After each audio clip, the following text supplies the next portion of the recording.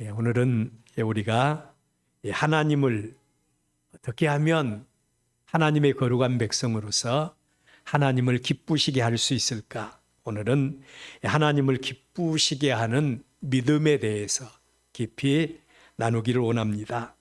하나님이 천지와 만물을 창조하신 이유가 모든 피조물들을 통해서 영광 받으시기 위해서다. 모든 피조물들을 통해서 영광 받으시기 위해서 하나님이 천지와 만물을 창조하셨습니다. 죄로 인해서 하나님을 잃어버린 우리들입니다. 하나님을 잃어버렸어요. 근데 하나님께서 그런 우리에게 특별히 찾아와 주시고 하나님 자신을 보여주셨습니다. 그리고 우리에게 믿음을 주시고 예수 그리스도 안에서 우리를 구원하사 하나님 백성 삼으신 이유도 우리를 통해서 영광을 받으시기 위해서입니다. 그렇다면 하나님의 거룩한 백성된 우리가 어떻게 하면 하나님을 기쁘시게 할 수 있을까요? 우리 성도들 가운데 보면 하나님을 기쁘시게 한다, 하나님을 영화롭게 한다, 이런 일들에 대해서 별 관심이 없는 어린 아이와 같은 신앙, 즉 하나님 중심이 아니라 나 중심의 신앙을 갖고 신앙생활하는 성도들이 너무 많이 있어요.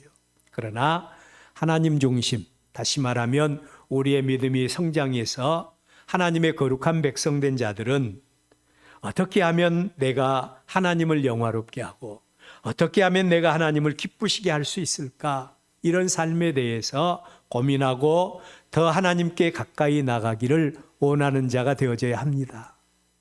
그렇다면 어떻게 하면 하나님을 기쁘시게 하고 하나님을 영화롭게 할 수 있을까요? 첫째로 우리는 하나님의 뜻이 무엇인가를 알고 하나님의 뜻이 무엇인가를 알고 하나님의 뜻대로 순종하는 삶을 살 때 우리는 하나님을 기쁘시게 할 수 있고 하나님을 영화롭게 할 수가 있다는 겁니다. 뿐만 아니라 하나님을 영화롭게 하기 위해서는 내가 누구인가를 알아야 합니다.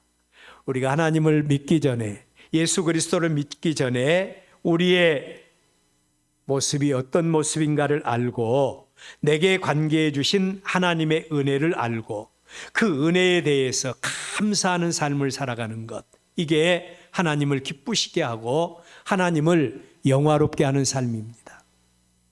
뿐만 아니라 나를 통해서, 우리를 통해서 이루시기 원하시는 하나님의 뜻이 무엇인가를 알고 적극적으로 하나님의 뜻을, 내 뜻이 아닙니다, 하나님의 뜻을 이루어드리는 삶을 살 때 하나님은 이들을 통해서 영광 받으시고 이들의 하나님이 되어주시고 이들을 통해서 하나님께서 마음껏 축복하시는 이런 삶을, 하나님과의 관계를 가질 수가 있다는 겁니다. 이런 말씀을 염두에 두면서 두 사람을 한번 묵상을 해봤어요. 첫째로는 이스라엘의 첫 번째 왕인 사울 왕의 모습입니다. 사무엘하 15장에 보면 하나님이 특별히 사울 왕을 지명하여 세우신 사울 왕을 향해서 명령하시는 그런 장면이 나와요. 그 명령은 아말렉을 쳐서 그들의 모든 소유를 남기지 말고 진멸해라. 그들의 모든 소유를 남기지 말고 진멸하라. 남녀와 소아와 젖먹는 아이와 우양과 낙타와 나귀를 죽이라 라고 명령을 하세요. 자, 이러한 명령을 받은 사울왕의 반응입니다. 어떻게 반응을 보입니까? 사울왕도 첫째로는 하나님의 명령대로 순종합니다. 우리가 사울왕의 믿음을 가소평가할 때가 많은데 사울왕도 하나님을 경외하는 사람이었어요. 그래서 하나님의 음성을 들었어요. 우리 성도들 가운데 보면 하나님의 백성이라고 하면서도 하나님의 말씀을 안다고 하면서도 우리가 얼마나 하나님의 말씀을 거역할 때가 많습니까? 그런데 사울은 하나님의 명령대로 순종합니다. 그런데 사울왕의 모습을 들여다보면 사울왕은 반은 하나님의 음성을 듣고 순종하는데 반은 하나님의 말씀을 불순종하고 자기 뜻대로 살아가는 삶을, 추구하는 모습을 볼 수 있어요.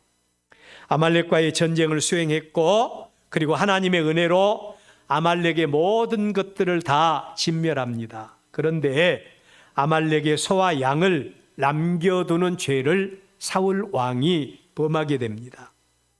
하나님은 이러한 사울 왕에 대해서 그래 내가 나의 말에 순종했구나. 근데 좀 서운하기는 하다. 이렇게 말씀하시지 않으세요. 하나님은 이러한 사울 왕에 대해서 왕을 버려 이스라엘의 왕이 되지 못하게 했다라고 말씀하세요.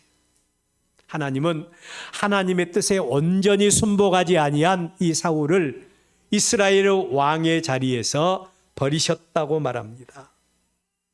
하나님은 그의 백성들의 하나님이 되어주시기를 원하세요. 하나님은 우리의 하나님이 되어주시기를 원하십니다. 그런데 우리가 하나님의 거룩한 백성으로 하나님을 알고 하나님의 은혜를 알고 적극적으로 하나님의 뜻에 순종하는 삶을 살 때 하나님은 우리의 하나님이 되어주시겠다고 말씀을 하세요. 사울 왕은 하나님의 뜻에 온전히 순종하지 아니하므로 하나님이 그를 버리셨다고 말합니다. 두 번째로 사무엘하 3장 1절 이하의 말씀을 보면 사울 왕과는 정반대의 삶을 살았던 한 왕이 나오지요. 솔로몬 왕입니다. 솔로몬이 왕이 되어서 나라가 안정이 됩니다. 우리는 우리의 삶이 주변이 어렵고 힘들고 고통스러울 때는 하나님 앞에 가까이 나와서 부르짖죠. 조금 안정이 되면 어떻습니까? 점점 하나님에게서 멀어지는 이런 특징을 가지고 있어요. 근데 솔로몬 왕은 이스라엘의 왕이 되어서 나라가 안정이 되고 그리고 왕권이 확립되어졌을 때에 맨 처음에 한 일이 있습니다. 그게 뭔고 하니 하나님 앞에 감사의 제사를 드립니다. 감사의 제사를 드려요. 솔로몬 왕이 하나님께 드리는 감사의 제사는 형식적인 것이 아닙니다. 그냥 오늘 주일이니까 하나님 앞에 나가서 예배 드려야지 이 정도의 모습이 아니라 말 그대로 솔로몬이 하나님 앞에 드리는 제사는 쏟아붓는 제사였습니다. 1000번제 1000마리의 소와 양을 하나님 앞에 번제로 드리는 제사를 드렸어요. 이는 솔로몬 왕이 하나님께서 베풀어 주신 은혜에 대해서 진정으로 하나님 앞에 드리는 감사의 표현이었습니다. 하나님의 계속되는 은혜에 대한 갈망함도 있었어요. 나의 나된 것이 하나님의 은혜입니다. 그리고 앞으로도 하나님의 은혜가 없이는 살 수 없습니다. 하나님이 도와주셔야 됩니다. 이런 마음을 갖고 이 솔로몬 왕이 하나님 앞에 쏟아붓는 제사를 드렸던 겁니다. 그 중심을 하나님께서 보셨고 중심을 보신 하나님께서 어떻게 반응을 하십니까? 하나님이 영광을 받으셨습니다. 영광을 받으셨어요. 그리고 솔로몬 왕이 구하는 기도의 소원을 들어주실 뿐만 아니라 솔로몬이 구하지 아니했을지라도 그 마음속에 하나님의 이런 은혜가 필요하기는 합니다. 구하지 아니한 것까지라도 응답해 주시는 하나님의 놀라운 역사를 바라볼 수가 있습니다. 이처럼 살아계신 하나님은 우리를 그의 백성으로 택하시고 우리를 그의 백성으로 구원하시고 관계해 주실 뿐만 아니라 일거수일투족을 살피시고 그 백성들을 통해서 영광을 받으시기를 원하시는 하나님이셔요. 영광을 받으시기를 원하십니다. 지난 우리는 3일의 새로운 대통령을 우리 손으로 투표해서 뽑았지요. 하나님은 지혜자를 통해서 이렇게 말합니다. 사람이 제비를 뽑지만은 그러나 그 일을 이루시는 이는 하나님이시다 라고 말씀을 하십니다. 우리는 이제 대통령을 위해서 그리고 나라와 그리고 백성들을 위해서 기도해야 될 때라고 생각을 합니다. 내 마음에 맞지 않는다고 내 마음에 들지 않는다고 우리가 정죄하고 판단할 것이 아니라 우리는 기도하는 자가 되어져야 돼요. 이러한 의미에서 오늘 우리의 본문은 우리에게 세 가지 의미심장한 교훈을 보여주고 있습니다. 첫 번째 교훈은 백성들의 죄악에 대한 하나님의 반응입니다. 두 번째로는 왕의 죄에 대한 하나님의 반응입니다. 그리고 세 번째로는 모든 것의 근원은 하나님이시다. 하나님이 공급해 주셔야 되고, 하나님이 복 주셔야 되고, 하나님이 세워 주셔야 된다. 하나님이 패하시는 백성들, 하나님이 관계를 끊어버린 백성들 어떤 모습이 되는가, 이런 사실들을 우리의 본문은 구체적으로 말씀을 하면서 우리에게 교훈하기를 원하세요. 이런 교훈의 말씀을 들으면서 그렇다면 우리가 어떻게 하면 하나님을 기쁘시게 하고 어떻게 하면 하나님을 영화롭게 하는 믿음을 가질 수 있을까? 오늘 말씀을 통해서 하나님을 만날 수 있기를 바랍니다. 첫째로 생각할 말씀은 이스라엘을 향하여 진노하셨다라고 하는 말씀에 귀를 기울일 필요가 있습니다. 여러분, 이스라엘을 향하여 하나님이 진노하셨답니다. 이스라엘이 누굽니까? 이스라엘이라고 하는 단어가 맨 처음 등장하는 곳이 창세기 32장 28절입니다. 우리가 성경을 해석하는 데 있어서, 그리고 또한 성경의 난해한 구절을 우리가 이해하는 데 있어서 첫 번째 참고해야 될 것은 이 단어가 맨 처음에 어떻게 출발했는가, 어떤 상황 속에서 이 단어가 등장했고 그 의미는 뭔가, 이걸 보면 우리가 성경을 쉽게 해석을 할 수가 있다고 그럽니다. 자, 창세기 32장 28절, 그가 이르되 내 이름을 다시는 야곱이라고 부를 것이 아니요 이스라엘이라 부를 것이니 이는 내가 사람과 하나님과 및 사람과 겨루어 이기었음이니라. 이스라엘이 맨 처음에 등장하는 장면입니다. 이 말씀의 배경은 아브라함의 후손이고 이삭의 쌍둥이 아들 가운데 야곱이라고 하는 사람이, 야곱이라고 하는 이름을 가진 사람이 극한의 상황 속에서 그 조상의 하나님을 찾는 장면입니다. 그 하나님을 찾았고, 그리고 그 하나님께서 만나주시는 과정 속에서 붙여주신 이름이 이스라엘입니다. 지금 야곱의 앞에는 400명의 종조를 거느리고 야곱을 대적하기 위해서 오고 있는 형님 에서의 무리들이 있습니다. 뒤에는 자신을 향한 극한 감정을 가지고 쫓아오고 있는 외삼촌, 그리고 외사촌들의 무리들, 이 무리들로 인해서 지금 야곱은 진퇴양난, 앞으로 전진할 수도 없고 뒤로 후퇴할 수도 없는 이런 고통 속에서 홀로 그의 하나님, 그들의 하나님, 하나님께 부르짖는 모습 속에서 하나님이 만나주시고 그리고 은혜로 주신 응답의 말씀이 이스라엘인 것입니다. 이스라엘이라고 하는 이름의 뜻이 하나님과 겨루어 이겼다라고 하는 뜻이 있다고 그랬죠. 여러분, 고대 사회에서 이름은 그 사람의 신분과 그 사람의 성품을 나타내는 것으로 이름이 굉장히 중요한 의미를 갖습니다. 그런 사회에서 이 야곱이라고 하는 말은 남의 발 뒤꿈치를 잡는 자, 거짓말쟁이, 속이는 자, 이런 의미가 있는 이름이 야곱이에요. 그런데 이 야곱이라고 하는 이름을 가지고 지금까지 살아왔던 사람, 그가 극한의 상황 속에서 하나님께 부르짖습니다. 하나님께 부르짖어요.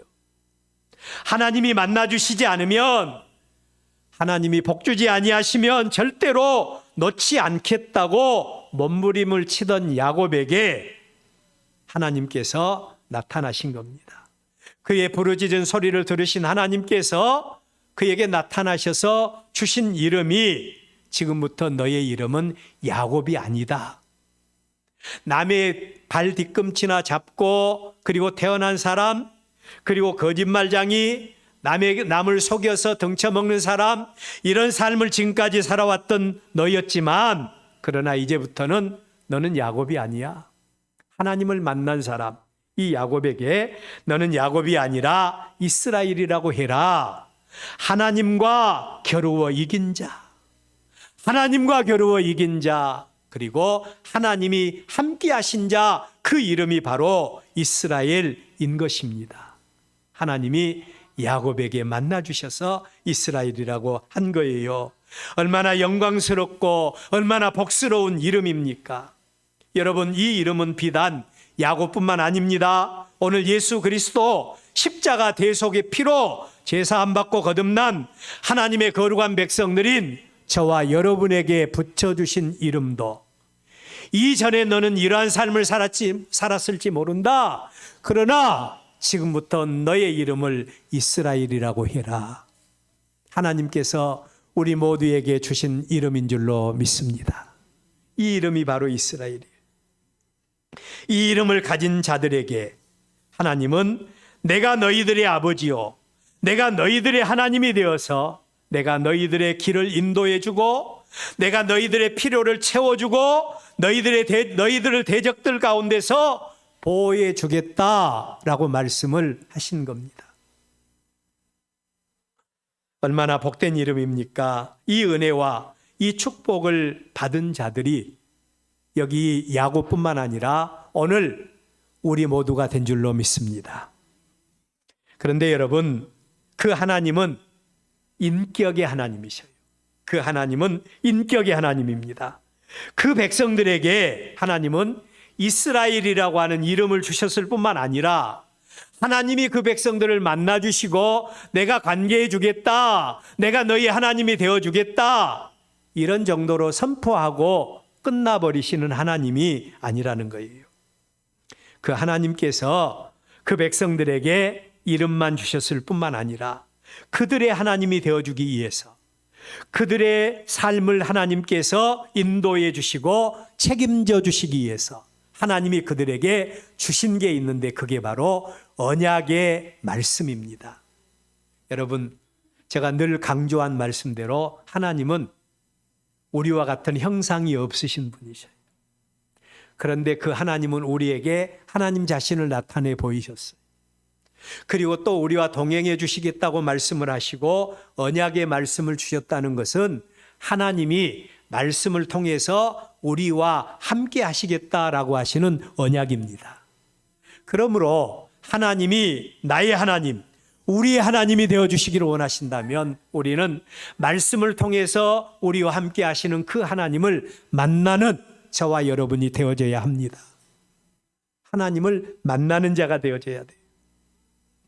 그 언약이 축약된 말씀이 십계명입니다. 어떤 성도님이 저에게 내가 믿음으로 살기를 원합니다. 하나님의 거룩한 백성으로 좀 더 열심히 하나님이 기뻐하시는 하나님의 거룩한 백성의 삶을 살기를 원합니다.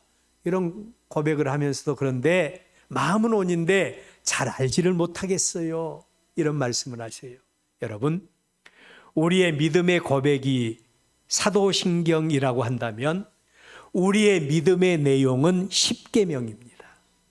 여러분, 우리가 하나님의 거룩한 백성으로 예수 그리스도 안에서 죄사함 받고 하나님의 거룩한 백성이 되어서 이제 하나님의 백성으로 하나님과 동행하며 하나님의 풍성한 은혜 가운데 살기를 원하신다면 우리는 하나님의 계명인 십계명의 말씀에 우리는 귀를 기울여야 돼요. 하나님을 섬기는 하나님을 경외하는 그 축약된 말씀이 십계명이고 하나님과의 건강한 관계를 갖고 살게 하기 위해서 우리가 어떻게 살아야 되는가를 구체적으로 제시한 말씀이 십계명이라고 할 수가 있습니다. 그런데 여러분, 오늘 우리의 본문에 다윗이 왕으로 다스리던 시대입니다. 왕으로 다스리는 시대에 이스라엘 백성들의 모습이 어떤 모습인가를 지금 그려주고 있어요. 우리가 잘 아는 대로 다윗이 왕으로 다스리는 시대에 하나님의 백성으로서 이스라엘은 그 어떤 왕의 시대보다도 하나님을 잘 섬길 뿐만 아니라 그 어떤 왕의 시대보다도 하나님의 은혜와 축복을 많이 받고 누리는 시대에 백성들이 바로 이스라엘입니다.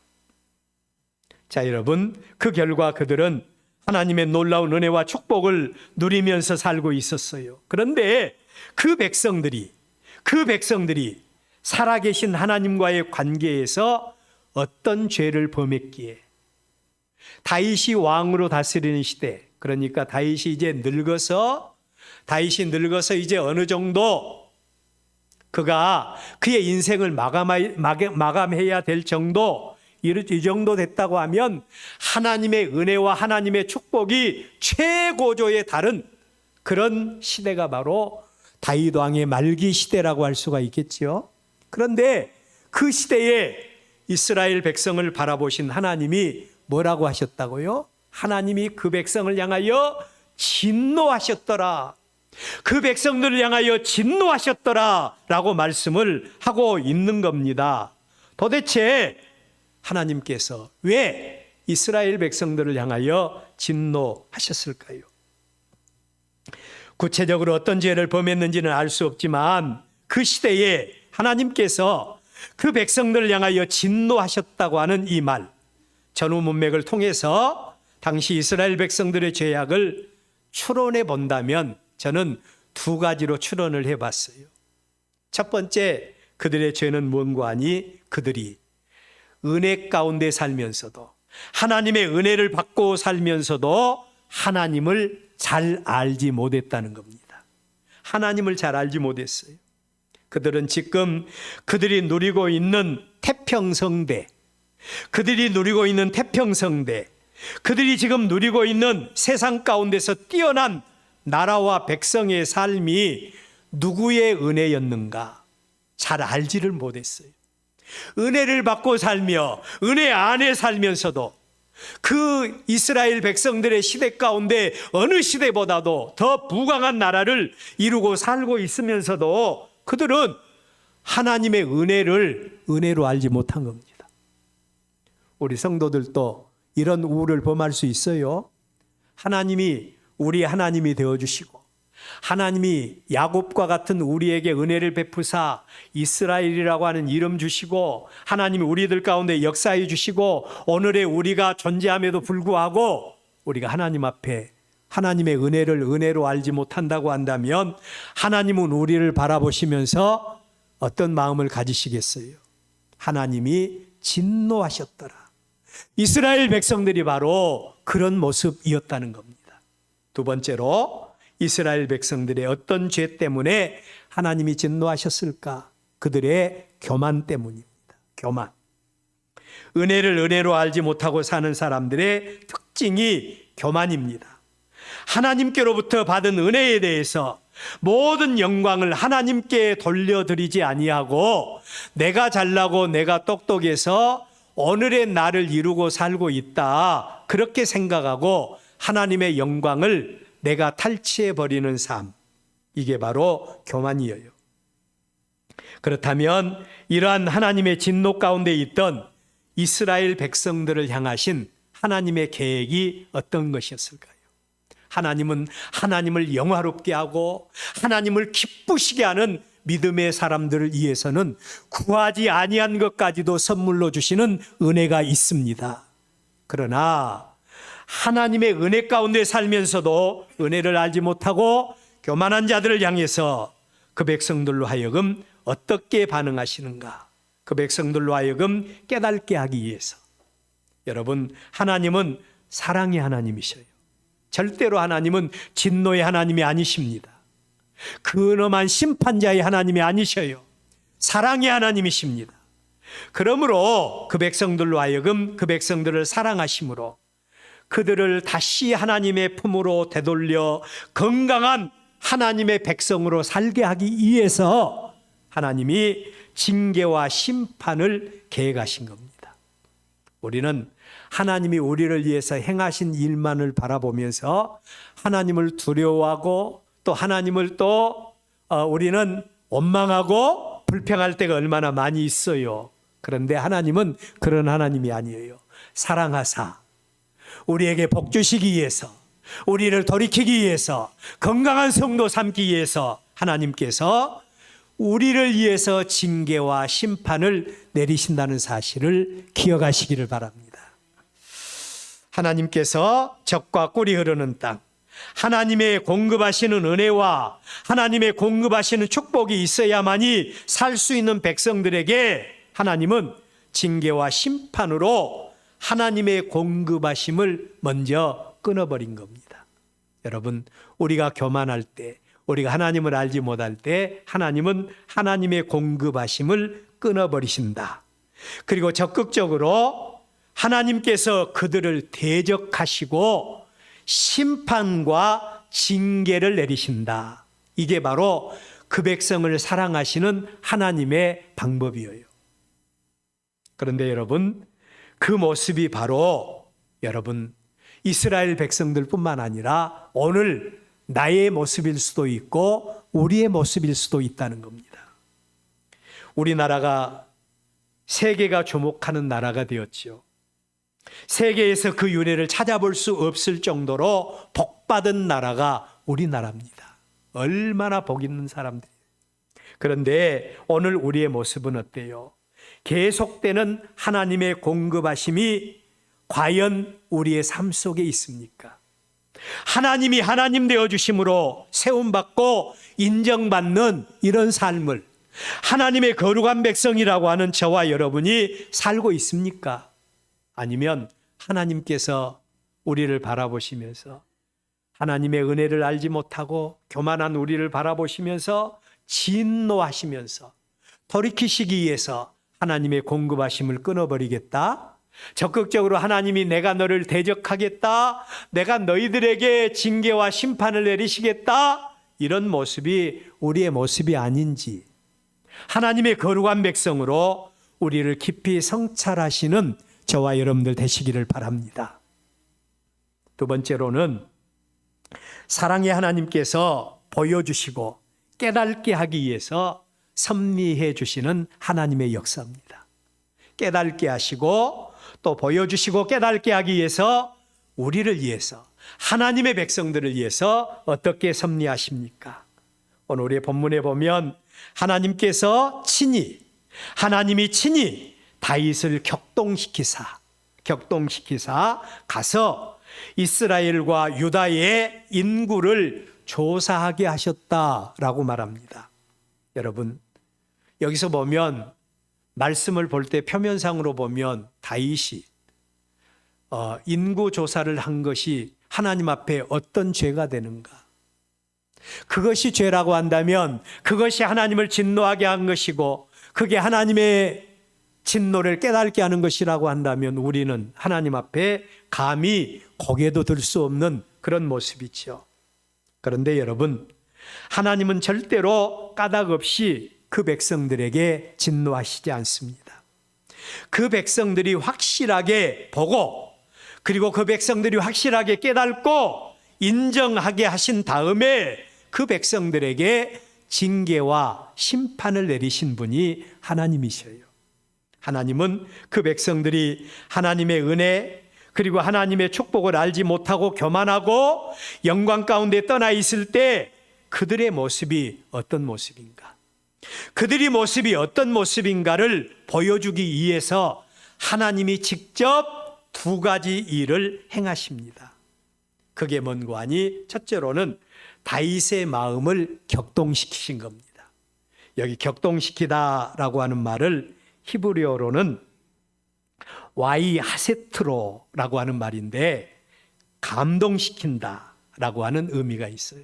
다윗의 마음을 격동시켰다. 와이 하세트로라고 하는 말은 감동시키다.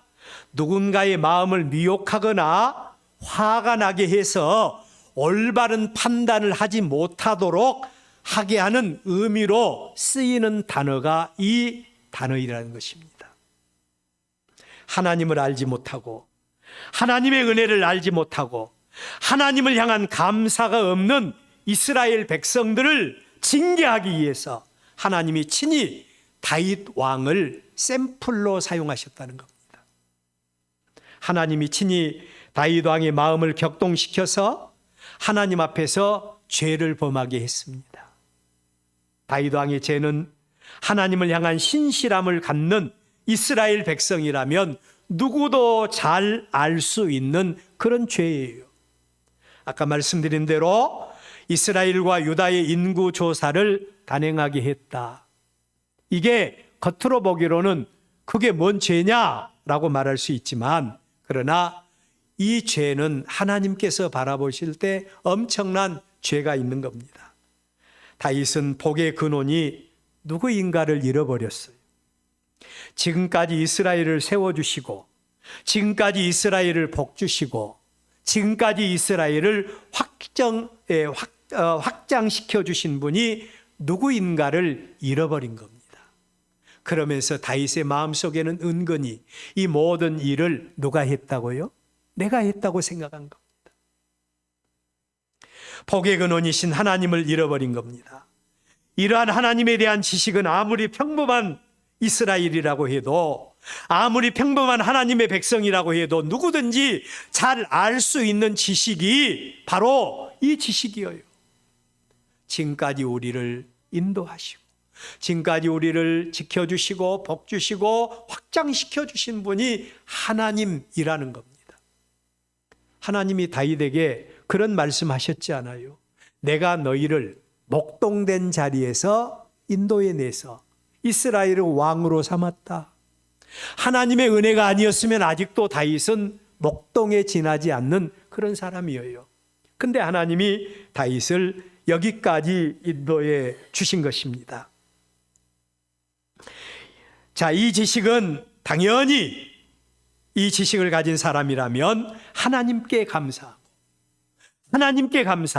모든 영광을 하나님께 돌려드림으로, 그리고 지금까지도 함께 하셨던 하나님이 앞으로도 함께 해주실 것이고 더 큰 은혜와 더 큰 축복을 기대하면서 살아가야 되지 않겠습니까? 그런데 하나님이 그 마음을 격동시킨 다윗 왕은 그러한 하나님의 은혜를 생각하지 않은 겁니다. 그리고 자기가 평생에 이루어놓은 업적이 어느 정도인가 생각하기 위해서, 바라보기 위해서 그는 백성들의 인구가 어떻게 되는가를 조사하도록 했던 그런 모습을 볼 수가 있죠. 우리는 이러한 사실을 평소에 하나님을 두려워하지 않고 평소에는 자기의 유익만을 추구했던 한 사람, 다윗의 곁에 있는 군대 장관 요압의 고백을 통해서도 읽을 수가 있습니다. 왕이여, 지금까지 왕을 복주신 분이 하나님 아니십니까? 앞으로 하나님이 왕에게 더 큰 은혜 주실 겁니다. 근데 왕이 인구조사를 하게 하는 것은 하나님이 기뻐하시지 않습니다. 이 정도 되면 다윗 왕도 깨달을 수 있지 않겠습니까? 그런데 이스라엘 백성들의 무지한 마음을 우리는 다윗의 고백을 통해서 읽을 수가 있는데, 그런 말이 다윗에게는 도통 통하지를 않는 겁니다. 군대 장관 요압의 경고에도 불구하고 다윗은 끝까지 자신의 계획을 굽히지 않았습니다. 하나님은 이 모습이 바로 하나님이 진노하신 누구의 모습이라고요? 이스라엘 백성들의 모습이라는 사실을 타산지석의 교훈을 통해서 보여주기를 원하셨다는 거예요. 이러한 다윗의 모습을 통해서 다윗이 강팍하고, 다윗이 또 하나님을 알지 못하고 교만하고 끝까지 자기의 고집을 굽히지 않았다고 한다면, 이 모습이 바로 다윗 왕국 시대의 이스라엘 백성들의 모습이고, 하나님은 그들을 바라보면서 진노하신 것입니다. 여러분, 이러한 이스라엘의 모습을 바라보시며 진노하신 하나님이라면, 하나님의 은혜를 많이 받은 저와 여러분, 하나님의 은혜로 살고 있는 저와 여러분, 우리는 하나님 앞에서 어떤 삶을 살고 있습니까? 하나님의 은혜에 대해서 감격하고 솔로몬과 같이 나의 나된 것이 하나님의 은혜이며 앞으로도 하나님의 은혜가 없이는 살 수 없습니다 생각하면서 하나님 앞에 예배할 때마다 쏟아붓는 예배, 오직 그 나라와 그의 의를 먼저 구하며 하나님께 영광 돌리는 이런 삶을 우리의 삶의 목표로 삼겠습니까? 아니면 이스라엘과 같이 하나님을 진노케 하는 삶을 사시겠습니까? 하나님이 영광 받으시고 하나님이 기뻐하시는 믿음은 우리 한번 따라서 해봅니다. 아는 것과 살해할 줄 아는 믿음이다. 여기 살해하다 이 말은 감사하다는 거지요. 하나님의 은혜를 아는 것과 감사할 줄 아는 믿음, 하나님이 영광 받으시고 하나님이 기뻐하시는 믿음인 것입니다. 하나님은 이처럼 교만한 마음과 배은망덕한 다윗 왕의 모습을 보시고 어떻게 역사하셨는가? 11절로 12절인데 한번 집사님 한번 띄워보실렵니까? 11절로 12절 다 같이 한번 읽어봅니다. 시작. 다윗이 아침에 일어날 때에 여호와의 말씀이 다윗의 선견자 된 선지자 갓에게 임하여 이르시되 가서 다윗에게 말하기를 여호와께서 이와 같이 말씀하시기를 내가 내게 세 가지를 보이노니 너를 위하여 너는 그 중에서 하나를 택하라. 내가 그것을 내게 행하리라 하셨다 하라 하시니. 아멘. 자, 여러분, 이 말씀 속에서 보면 만군의 하나님께서 자신의 평생의 업적을 보기 위해서 인구조사를 단행하게 한 다윗의 모습을 바라보시면서 하나님께서 그의 잘못된 자족하며 교만해하는 마음을 바라보시면서 세 가지 재앙을 다윗에게 내리겠다고 말씀을 합니다. 그리고 세 가지 재앙 가운데 하나를 선택해라고 말합니다. 이 말의 의미는 하나님이 복의 근원이시다. 하나님이 주시기도 하시고 거두어 가시기도 하시는 하나님이다.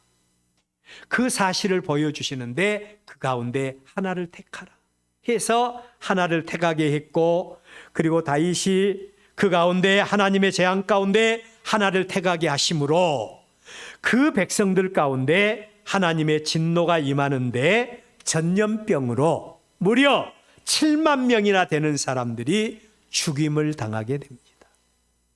여러분, 이 일로 인해서 이스라엘 백성들은 분명히 깨달았을 거예요. 아, 오늘의 우리가 존재하고 오늘의 내가 존재하고 오늘의 우리가 이처럼 세계 가운데 뛰어난 백성이 될 수 있었던 것은 하나님의 은혜다.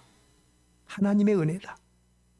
오늘 우리의 존재가 하나님의 은혜였음을 분명히 깨닫고 그 은혜에 화답하는 감사로 하나님께 영광을 돌릴 수 있어야 되는데, 하나님은 그 사실을 세 가지 전염병 가운데 하나를 택하라.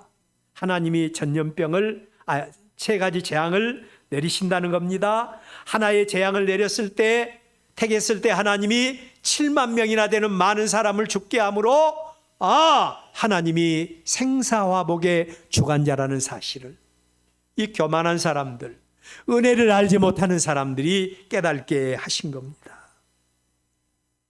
오늘 말씀을 듣는 우리 속에도 이 은혜로 충만할 수 있기를 바랍니다. 교만하지 맙시다. 하나님의 은혜를 은혜로 하십시다. 하나님 앞에 겸손히 부복하십시다. 하나님의 은혜가 없이는 살 수 없음을 고백하십시다. 그리고 하나님 앞에 쏟아붓는 솔로몬과 같은 제사를 드림으로 하나님이 영광 받으시는 저와 여러분들 되시기를 바랍니다. 하나님을 기쁘시게 하는 믿음입니다. 이 믿음으로 평생 하나님을 영화롭게 해서 승리하는 여러분들 되시기를 주의 이름으로 축원합니다. 기도하겠습니다.